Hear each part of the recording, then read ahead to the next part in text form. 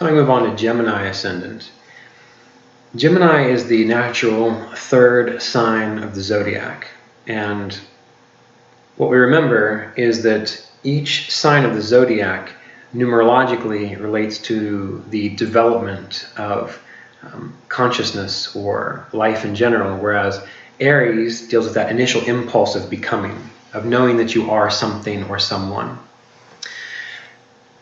It's when you start to have that initial idea, that drive to be better, to do something different, to break away, to make a change.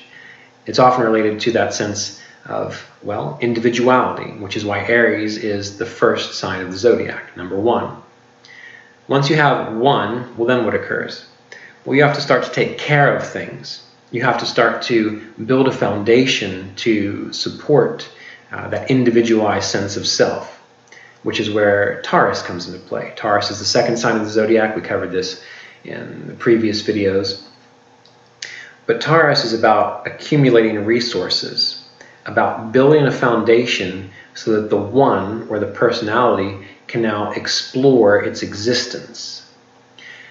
Once we have learned how to take care of ourselves, or be taken care of, depending on how it works, and we have enough resources, well, then we're led to the number 3, the third sign of the zodiac, which is Gemini. And this is why Gemini is often known to be a creative force. Gemini is often known to be something that is exploring information, trying to figure things out, comparing and contrasting. These are all mercurial things, because Mercury does a very good job with things like research, especially Gemini's, in looking at the diverse bits of information around it, the diverse ideas around it, exploring each of those things, and then coming to a conclusion.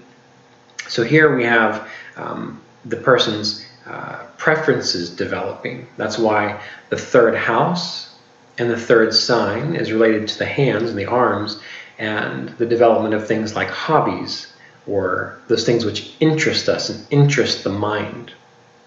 Now, Gemini is ruled over by Mercury, and for a Gemini ascendant, the planet Mercury rules the first house and the fourth house, number 1 and number 4. And anytime we have an ascendant lord ruling 2 houses, that ascendant itself will tend to have a strong association with the qualities of the other house that it rules. So believe it or not, Gemini ascendants often have, when Mercury is working well, a closeness with their mother or mother figures within their life. Now, it could be working well, it could not be working well. Either way, there will be a strong definition of self through the mother. So I suppose you could have a difficult Mercury, difficult association with the mother, but that will also drive how the Gemini ascendant perceives life and interacts with life. That's going to be true with everybody, because our parents do tend to define us in a way, but a Mercury-ruled person, especially Gemini, because Mercury rules the first and fourth house, there is an emphasis towards development of one's sense of self based on the relationship to the mother. So Gemini ascendants, they can often be extreme in the sense of, if it's a man, being so influenced by the mother that, I forget what the term is they use, well, I can't remember, but there's too much of a definition of relationship to the mother, too much closeness to the mother, they can't break away from the mother. Or on another level, if there is a lot of difficulty with the mother, the person will live their life reacting in a way that they want to be away from the mother, not act like the mother at all, not have anything to do with mother, and so they have a lot of difficulties with that mothering feminine nature. So good Mercury for a Gemini ascendant can help a person be a good mother and a good nurturer. Now again, we have to think about this related to the kind of nurturing that we're discussing here. We're not talking about a Cancer ascendant who has not only the moon ruling the ascendant, but a Cancer ascendant has Venus ruling the fourth house. Now those are the kind of nurturers that you typically think of.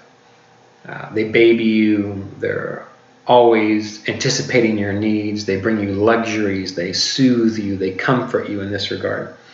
That's what we classically think of as a good mother and a good nurturer.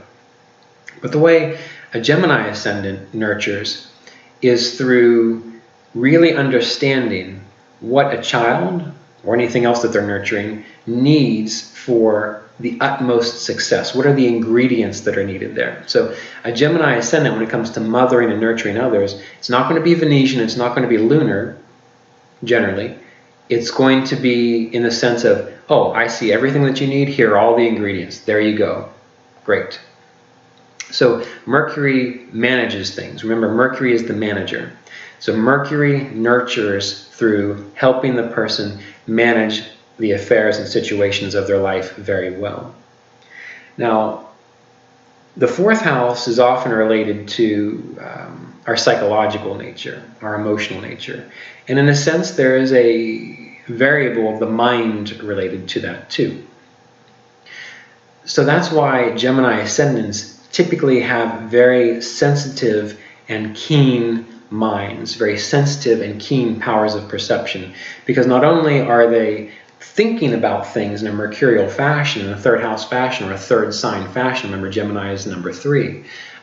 They're not only pulling it off that way, but when they are in tune with their heart, more of their gut capacity, then their ability to understand others psychologically, to understand things psychologically, mentally, becomes very clear and very sharp. So that's why Gemini Ascendants can be extremely perceptive people.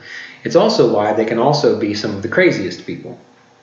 Crazy is on the spectrum, so we're not necessarily talking psychopath or narcissist, because anyone can be that. Any ascendant can be that. It's just that their mind is so sensitive, and that sensitivity can go towards being perceptive, understanding, seeing various viewpoints and pulling all those together so they get really good information about themselves and others.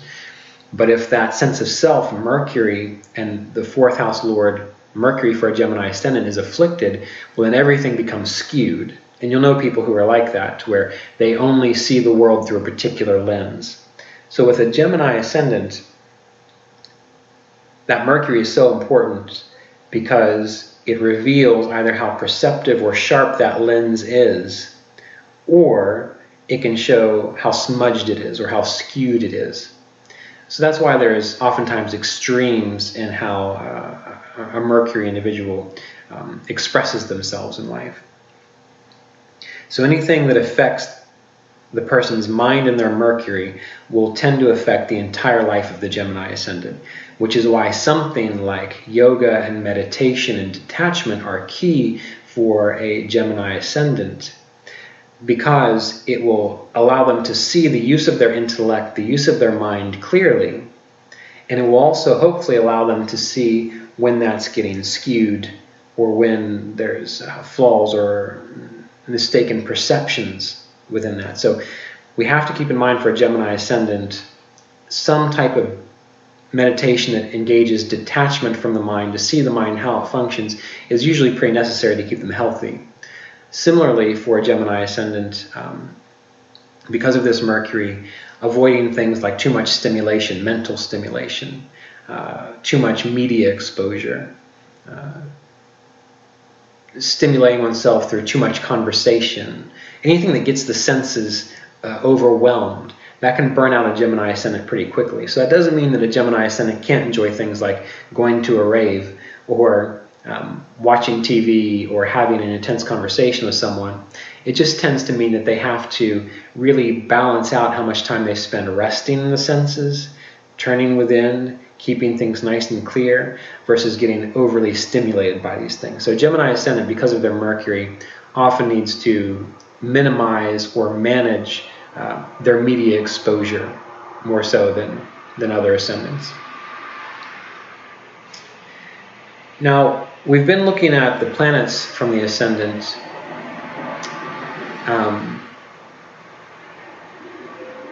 related to the exaltation, debilitation points of the planet in question. So Mercury for a Gemini Ascendant, where is Mercury exalted? Where is it debilitated? This will tie into what we just discussed. Mercury is exalted in the 4th house for a Gemini Ascendant. Mercury is debilitated in the 10th house for a Gemini Ascendant. What does this tell us? Well, the 10th house is the karma bhava, the how you impact the world and how the world impacts you, and the house of doing, the things that a person is known for. Whereas the 4th house, it's the lowest point within the chart. It's the more internalized point within the chart. So what we see here is while the extreme for a Gemini Ascendant is to be more outgoing, more outward, more distracted by success or trying to achieve different things or trying to manage too much, because that's one thing that a Gemini Ascendant often does. Because they are ruled by Mercury, they're good managers, but they might try to take on too much. They might try to multitask too much.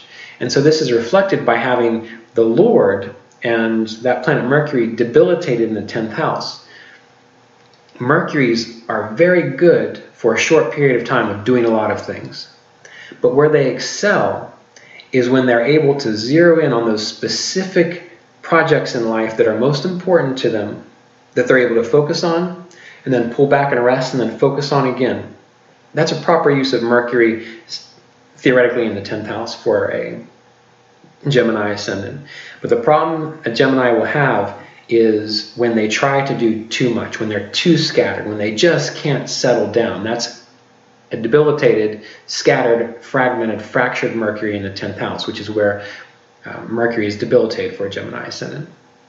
But if we look at the opposite side, where Mercury is exalted, which is in the 4th house, which is coming from that place of internal strength. In the yogic tradition, there's the word brahmacharya, which translates to going like God. But essentially what it means is not necessarily being celibate, although that's part of it, or can be part of it. It's about conserving resources well, knowing how to manage one's resources well. So that's why Mercury is exalted in the person's 4th house. A Gemini Ascendant needs to be able to manage their emotional strength well.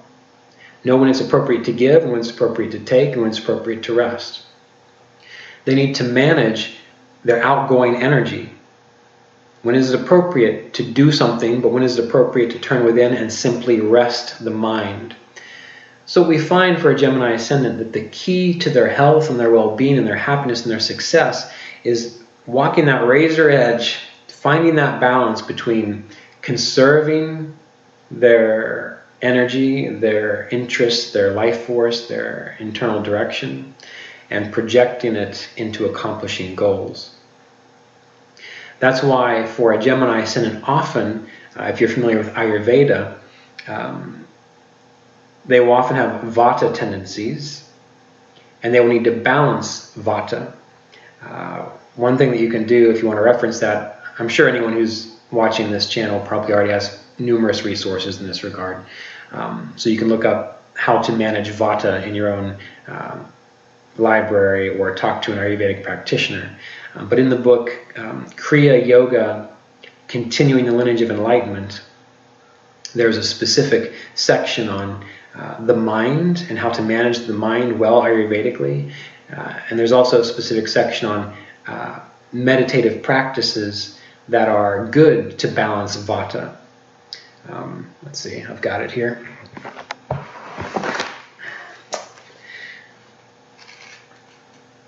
I think they're short, so I can just go through it briefly.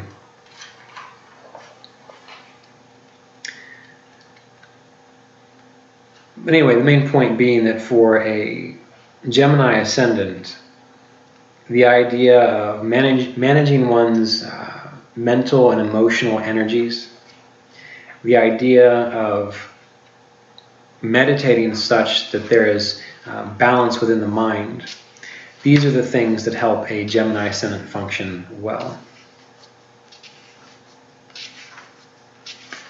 It's been so long since I've looked at this book.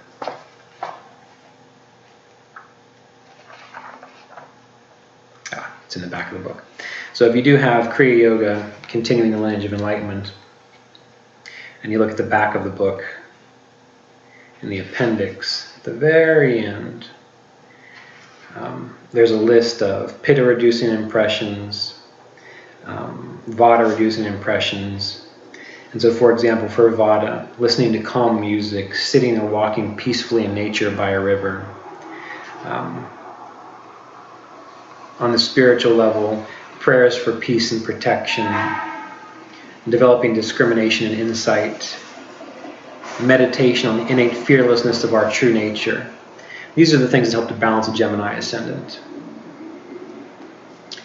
So once the train passes here, we'll go ahead and discuss, let's see, the Sun for a Gemini Ascendant.